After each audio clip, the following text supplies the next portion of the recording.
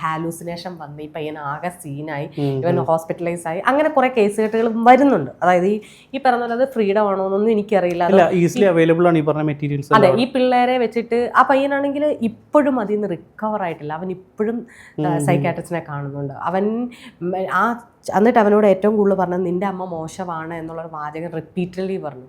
ആ ചെറുക്കന് അത് ഭയങ്കര, അതൊരു പാവം പിടിച്ച ചെറുക്കനാണ്. നമ്മൾ പറയില്ല, ചില ആളുകളില്ലേ ഭയങ്കര അയ്യോ പാവം.